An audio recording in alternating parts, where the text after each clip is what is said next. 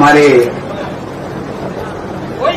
जिला कांग्रेस कमेटी उदयपुर ग्रामीण के अध्यक्ष सम्माननीय कतरूलाल जी, हमारे प्रदेश के उपाध्यक्ष मेरे साथी विधायक रतन देवासी जी, आप सबके लाडले प्रिय पूर्व सीडब्ल्यूसी मेंबर, पूर्व एमपी, पूर्व विधायक रघुवीर मीणा जी, हमारे पूर्व मंत्री और जो संगठन को गतिशील बनाने के लिए कमेटी आपके यहाँ प्रदेश कांग्रेस कमेटी ने भेजी है, उसके माननीय अर्जुन बामणिया जी,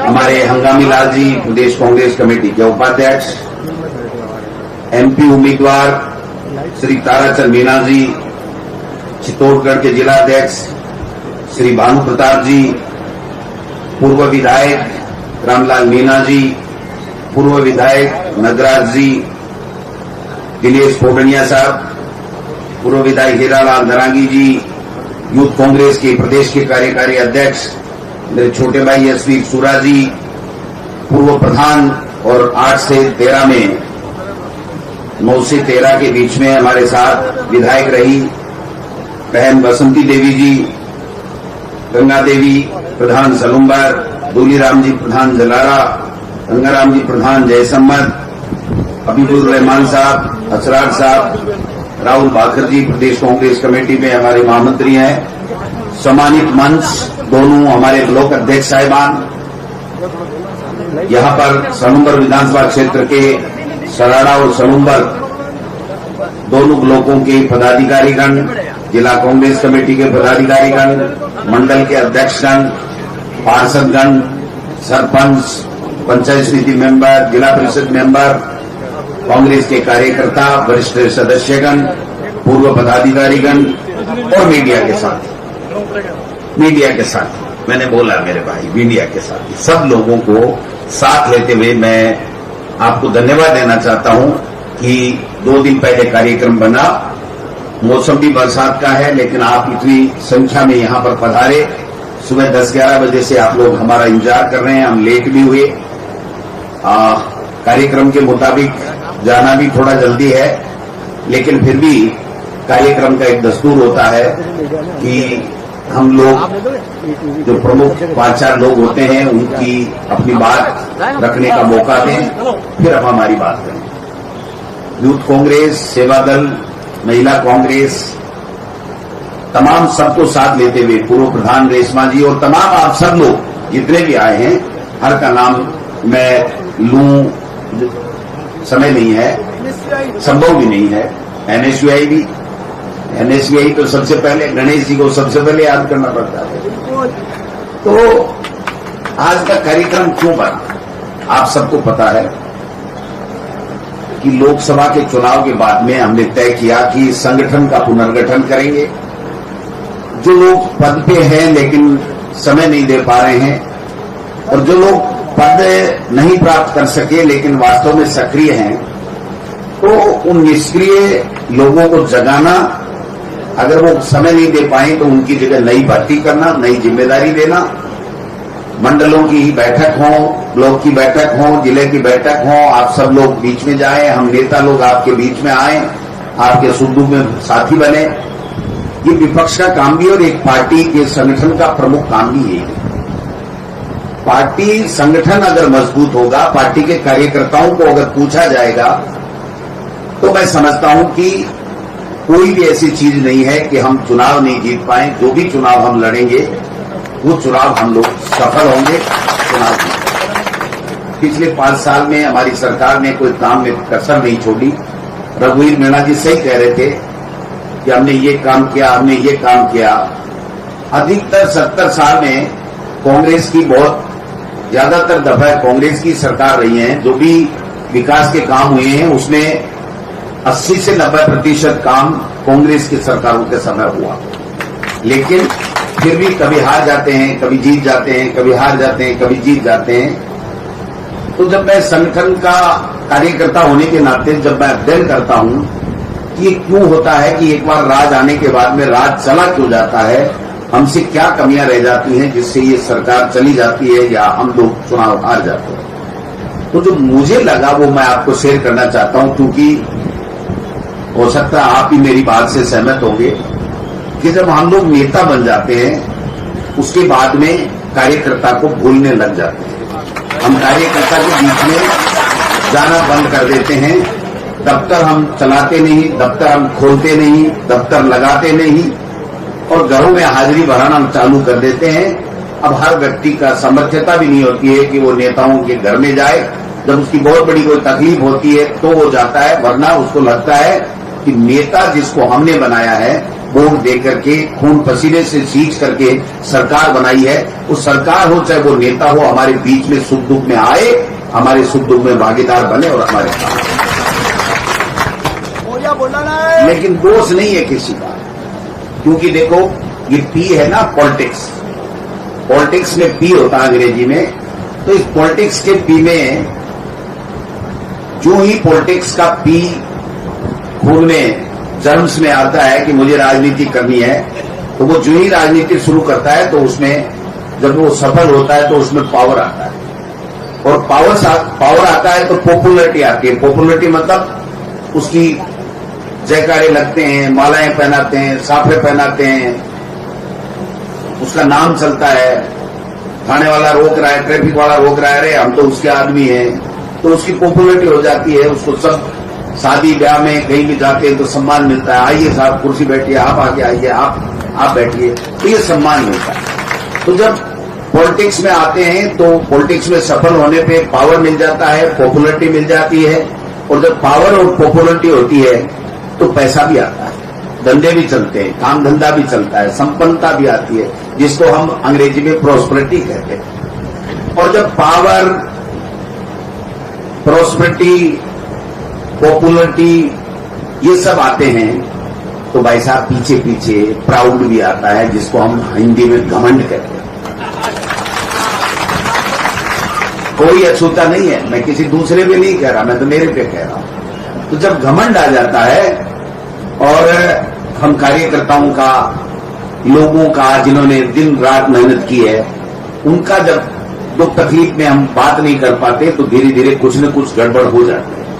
कई बार समीकरण उल्टे हो जाते हैं, कई बार जाति का नारा लग जाता है, कई बार समाज का नारा लग जाता है, कई बार क्षेत्र का नारा लग जाता है। दुर्घटनाएं भी घटती रहती हैं। ड्राइवर कोई भी ये गाड़ी पे इसलिए नहीं बैठता कि मुझे मेरा आज एक्सीडेंट होगा, वो कहेगा मेरा तो 100% एक्सीडेंट नहीं होगा, लेकिन फिर भी आए दिन हम देखते हैं सैकड़ों दुर्घटनाएं होती हैं। तो कई बार अच्छा करते हुए भी दुर्घटनाएं घट जाती हैं। मेरा ऐसा मानना है कि हमारे यहां पर अच्छा काम करते हुए भी किन्हीं कारणों से दुर्घटनाएं घट गई और हम 3 बार लगातार चुनाव हार गए, 3 बार लगातार चुनाव हार गए। मुझे इस बात की जरूर खुशी है कि नगर पालिका, पंचायत समितियां आप लोगों ने कांग्रेस की बनाई, आपको इसके लिए धन्यवाद। जिला बनाया और फिर भी हम चुनाव हार गए। तो मैं ये बात कहना चाहता हूं कि ये कमी आपकी नहीं है, हो सकता है हमारी रही हो। इसकी उस कमी को हम कैसे ठीक करें, इसके लिए आपके सुझाव लेकर के, आपके निर्देश के ऊपर कांग्रेस पार्टी का संगठन काम करे, पुनः हम सत्ता में आए, पुनः हम विधायक यहां से कांग्रेस का बनाए, ये निवेदन लेकर के मैं आपके बीच में, हम सब नेताओं के साथ में मैं आया हूं। टिकट एक है, दावेदार 3 भी हो सकते हैं, 4 भी हो सकते हैं, 5 भी हो सकते हैं, और भी हो सकते हैं, कोई बुराई नहीं। दावेदार होना, टिकट मांगना कोई बुराई नहीं है, लेकिन टिकट तो मांगे। और जब बैठक हो तो अकेला ही आ जाए थैला लेके, तो उस टिकट को देकर के भी क्या करेंगे आप? जब तक वो सक्रिय नहीं है, गांव के लोग उसको नहीं कहते हैं कि आप टिकट मांगो, हम तुम्हारे साथ में हैं, तब तक उस टिकट का कोई फायदा नहीं। इसलिए मैं कहना चाहता हूं कि आप सब लोगों से कि आप जो ब्लॉक के पदाधिकारी हैं, जिले के पदाधिकारी हैं, आप बैठक कीजिए। जिला अध्यक्ष जी से मैं आग्रह करूंगा, प्रदेश के हमारे प्रभारियों से आग्रह करूंगा कि इन लोगों के बीच में जाइए, गांव में जाइए, इनके साथ जाजम पे, गट्टे पे बैठ करके, स्कूल में, गांव के चौक में बैठ करके पूछिए कि भाई क्या करें, क्या कमी रहेगी कि हम लोग चुनाव क्यों नहीं जीत पा रहे। अगर इनकी सहभागिता हम नेता लोग ले लेंगे, इनसे राय पूछ करके काम करेंगे, तो ऐसा कोई कारण नहीं कि हम चुनाव हार जाएं। सलूमबर जिला वो जिला है जो कांग्रेस का है, कांग्रेस का गढ़ है ये विधानसभा क्षेत्र, और काम भी कोई कमी नहीं। क्या कमी रख दिया आपने? जब कांग्रेस की तरफ आप यूपीए सरकार की तरफ देखते हैं, तो आज जो मोदी जी भाषण दे रहे हैं कि मैं 80 करोड़ लोगों को अनाज दे रहा हूं खाने के लिए, मैं मोदी जी से इस मंच के माध्यम से पूछना चाहता हूं कि खाद्य सुरक्षा गारंटी अधिनियम आपकी इस 10.5 साल की देन है क्या? ये किसने लाया? ये सोनिया गांधी, मनमोहन सिंह जी और कांग्रेस पार्टी ने लाया। आज जो आप 80 करोड़ के देने की बातें कर रहे हो, ये कानून कौन लाया? मोदी जी कहते हैं कि मैं नरेगा में इतने लोगों को काम दे दिया। अरे मोदी जी, आप वही तो हो जो देश के प्रधानमंत्री बने, तब लोकसभा में पहला स्पीच आपने दिया था, तब आपने कहा था कि ये जो नरेगा योजना है, ये नरेगा योजना कांग्रेस की विफलताओं का स्मारक बनेगी, मैं इसको चालू रखूंगा, लेकिन ये योजना बेकार है। कोरोना के अंदर आज गरीब को किसी ने सहारा दिया तो वो मनरेगा योजना है, जिसके माध्यम से उसके घर में खाने का अनाज है। ये कौन लाए? हमारे गरीब के बच्चे को फ्री में एजुकेशन मिले 12वीं तक, ये राइट टू एजुकेशन, अनिवार्य शिक्षा का कानून कौन लेकर के आया? 18 साल के बच्चों को वोट का अधिकार मिले, ये कानून कौन लेकर के आया? नई शिक्षा नीति 1986 में कौन लेकर के आया? राजीव जी लेकर के आए। आज ये मोबाइल, कंप्यूटर, ये जो पूरी दुनिया को मुट्ठी में कर रखा है नौजवानों ने, ये सोशल मीडिया जिसको कहते हैं, ये कंप्यूटर और ये मोबाइल कौन लेकर के आया? राजीव जी लेकर के आए। और देश की एकता और अखंडता के लिए शहीद हो गए। इनमें से है कोई? मोदी जी का कोई इतिहास पढ़ा कभी है? वो तो कहते थे मैं 8 साल में बाहर निकल गया था, और अब भी कह रहे हैं कि मैं तो झोला लेके कभी भी बाहर निकल सकता हूं। तो भाई, ऐसी क्या नौबत आ गई कि देश के लोगों ने 10 साल और अब तीसरी बार देश का प्रधानमंत्री बना दिया, और वो प्रधानमंत्री ये कहे कि मैं झोला लेके वापस चला जाऊंगा, कहां चला जाऊंगा पता नहीं। तो जब हम चर्चा करें, मूल्यांकन करें, तो आप देखिए कि हमारे सरकारों की योजनाएं, ये जो कह रहे हैं ना प्रधानमंत्री आवास दे रहा हूं, ये इंदिरा गांधी आवास से शुरू हुआ था। इंदिरा जी ने गरीबों को छत देने का काम किया था। उस समय जो पैसा मिलता था वो भी पर्याप्त था, आज जो ये पैसा दे रहे हैं वो भी पर्याप्त नहीं। एक नहीं, मैं 1000 काम गिना दूं। ये एयरपोर्ट जो बेच रहे हैं मोदी जी अडानी को, जयपुर का बेच दिया, दूसरा बेच दिया, बॉम्बे के, दिल्ली के, पता नहीं महानगरों के जितने कमाई वाले एयरपोर्ट थे, सारे बड़ी बड़ी लीज पे दे दिए। 30-30 साल, 40-40 साल, 50-50 साल। ये किसने बनाए थे? कांग्रेस पार्टी ने बनाए थे। कांग्रेस पार्टी की सोच थी। तो मैं जो कहना चाह रहा हूं कि कांग्रेस ने बहुत अच्छा काम किया, कांग्रेस ने नेताओं ने बहुत अच्छा काम किया, संगठन बहुत अच्छा है, फिर भी किन्हीं न किन्हीं कारणों से हम असफल हो गए। देश के प्रधानमंत्री जब अब चुनाव था तो पता नहीं क्या क्या भाषण दिया, आप याद कीजिए। नहीं सहेगा राजस्थान, किसने नारा दिया साहब? देश के प्रधानमंत्री और बीजेपी ने। और क्या नारा दिया कि अपराध बढ़ रहे हैं, दलितों पे अत्याचार हो रहे हैं, माता बहनों के साथ बलात्कार हो रहे हैं। आज मैं आपको बताना चाहता हूं, महिला अत्याचार में राजस्थान देश में सबसे आगे है। हमारे 18-19 बहनों के साथ में रोजाना बलात्कार हो रहे हैं।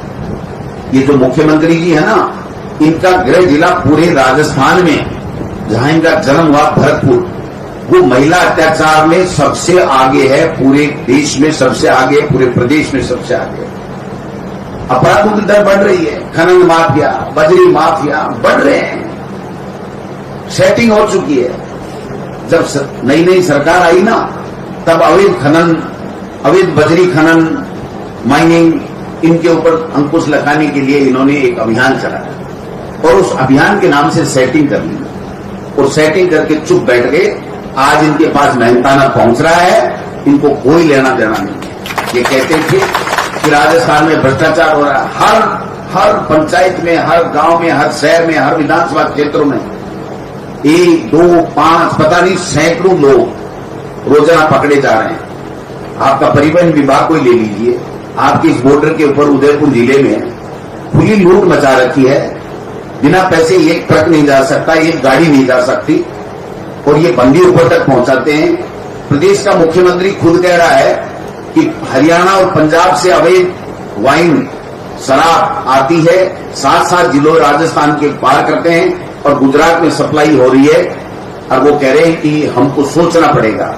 मुख्यमंत्री जी, सोचना नहीं पड़ेगा, आपको इसको रोकना पड़ेगा। तो रुकेगा इसलिए नहीं कि आपके अधिकारी और मंत्री संतरी और आपके लोगों के पास में बंदी पहुंच रही है। इसलिए कहना आसान है कि ये कांग्रेस सरकार ने ये नहीं किया, अपराध बढ़ गए। लेकिन मैं कहना चाहता हूं कि आज अपराध भी ज्यादा बढ़े हैं, भ्रष्टाचार भी बढ़ा है, काम कोई हो नहीं रहा। 9 महीने के अंदर एक काम गिनाते मुख्यमंत्री जी, सिर्फ एक काम उनका जोरदार है। उसके लिए तो मैं भी उनको शाबाशी दूंगा। वो काम है, सुबह उठो, नाश्ता करो, हेलीकॉप्टर में बैठो, भ्रमण करो, भाषण ठोको, झूठे साचे जैसे भी आए उन लोगों को भ्रमित करो। भ्रमण, भाषण और भ्रमित, ये 3 एजेंडे के लिए भी एक पर्ची सरकार है। मैं कहता हूं, पहले सीएस औचक निरीक्षण करते थे, अब तो सीए नहीं करने लगे। और मैं तो कहता हूं देश के प्रधानमंत्री जी को, एक बार आप भी आ जाओ, राजस्थान का मुख्यमंत्री जी के कार्यालय का आप भी एक औचक निरीक्षण कर लो, तो ये तो विश्व रिकॉर्ड बन जाए। आज तक किसी मुख्यमंत्री को औचक निरीक्षण करते नहीं सुना होगा। नहीं सुना क्या कभी कोई? मुख्यमंत्री का इकबाल होता है। मुख्यमंत्री का इकबाल होना चाहिए, सरकार का इकबाल होना चाहिए कि अधिकारी अपने आप करें। उनके गेट के सामने जाके नेम प्लेट देख करके, फोटो खिंचा करके सोशल मीडिया में वायरल करने से इकबाल बुलंद नहीं होता है। ये तो कमजोरी जाहिर होती है कि आप में दम ही नहीं है, आपकी बात लोग मानते ही नहीं है, ब्यूरोक्रेट्स काम नहीं करते, जनता की सुनवाई नहीं करते। 9 महीने में ऐसा लग रहा है जैसे बनाई सरकार की, बन गया सर्कस। कांग्रेस पार्टी जिंदाबाद, कांग्रेस पार्टी जिंदाबाद, नारा वारा तो बाद में लगा लियो, पहली सीट जिताओ। कांग्रेस पार्टी चुनाव लड़े, आप लड़ाओ, टिकट का फैसला आप सबसे चर्चा कर लेंगे, पार्टी आला कमान करेगा, जिस किसी को भी टिकट दे उसको जिता करके भेजो, तब जाकर के इनके नाक में नकेल डलेगी भारतीय जनता पार्टी के, और तब आपका काम करेंगे। तो फिर 3 बार क्यों आ रहे हो? मोरिया बोल जाए, मोरिया गुलाबाली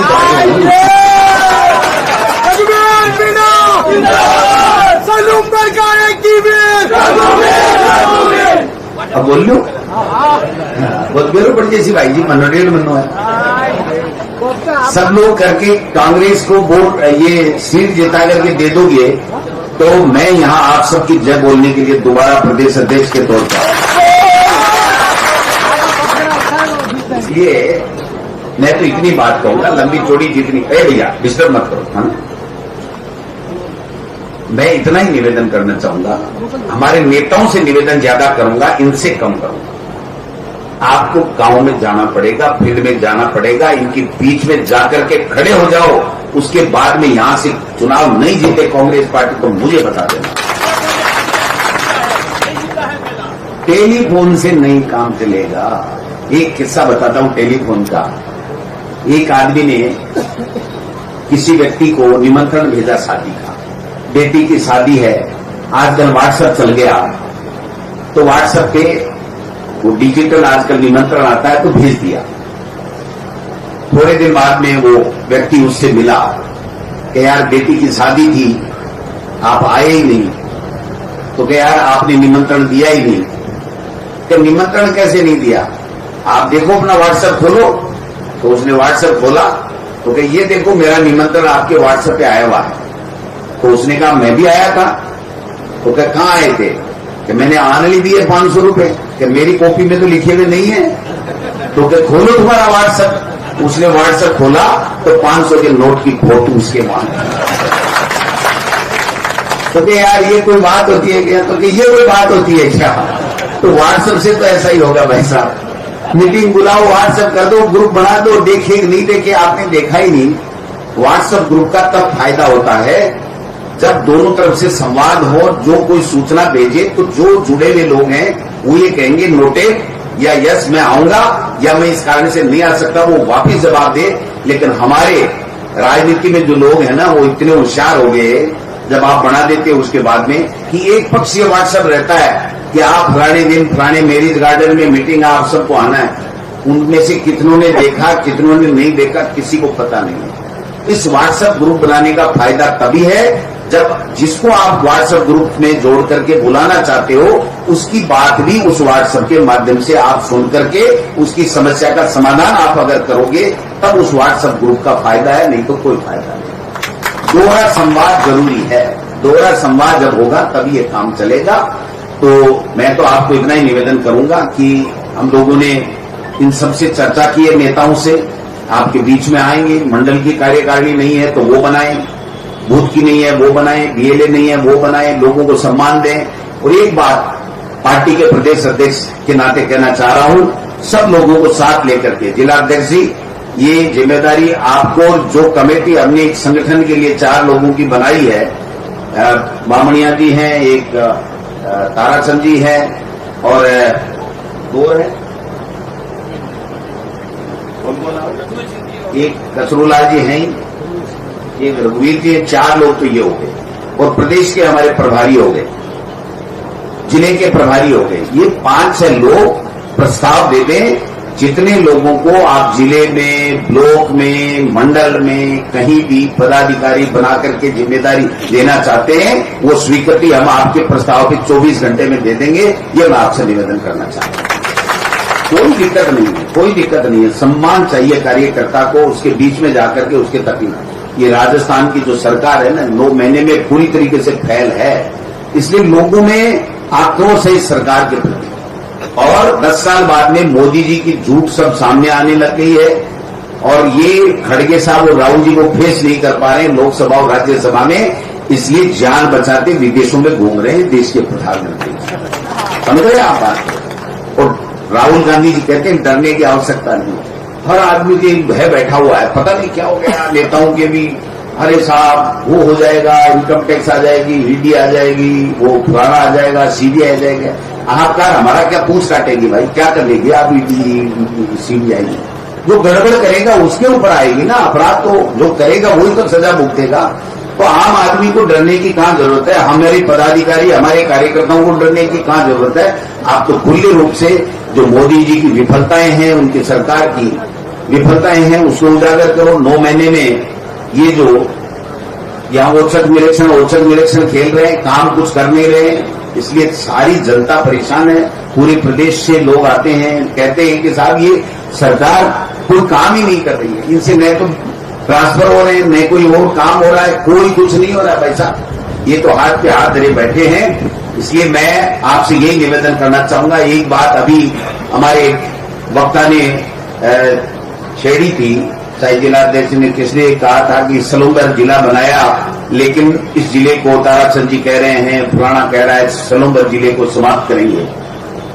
ये सलूंबर जिले को अगर ये भारतीय जनता पार्टी की पर्ची सरकार अगर समाप्त करती है तो कांग्रेस का कार्यकर्ता ईंट से ईंट बजा देगा, सलूंबर के जिले को निरसन नहीं आएगा। अरे और खोलो ना, मना कौन कर रहा है? कार्य क्षेत्र बढ़ा दो और कोई तहसील शामिल करनी है तो कर दो, लेकिन आप बने हुए जिले को समाप्त कैसे कर सकते हो? ये केवल और केवल लोगों की जन भावनाओं के साथ खिलवाड़ करने का काम कर रहे हैं, जन भावनाओं के अनुरूप कार्य नहीं कर रहे हैं। इसलिए मैं आपसे निवेदन करूंगा कि कोई भी तकलीफ, कोई भी दुख दर्द हो, किसी तरीके से कोई प्रताड़ित कर रहा हो, कोई सरकार में बैठे हुए व्यक्ति, चाहे वो जनप्रतिनिधि हो, चाहे वो ब्यूरोक्रेट्स हो, अगर आपके साथ में किसी तरीके की नाइंसाफी करते हैं तो गोविंद डोटासरा और ये संगठन और बैठे हुए लोग, जनप्रतिनिधि आपके साथ कंधे से कंधे मिलकर के आपके हकों की लड़ाई लड़े। इसलिए लंबी चौड़ी बात कुछ नहीं है, बात एक ही है, ग्रुपों में बंटो मत, पार्टी आला कमान का फैसला मानो, पार्टी आला कमान जिसको टिकट दे उसको यहां से जिता करके, चुनाव जिता करके भेजो। सरकार हम नहीं पढ़ सकते, लेकिन इस सलूंबर और ये जो उपचुनाव के 6 सीटें हैं, इन 6 सीटों पे कांग्रेस पार्टी जीतने पे इनकी लगाम लग जाएगी। ये काम करेंगे, काम हम लोग इनको नाक में नकेल डाल करके काम कराने के लिए मजबूर कर सकें, इसके लिए ताकत देने की आवश्यकता है। लोकसभा चुनाव में 11 मोर्य बुला दिया आपने,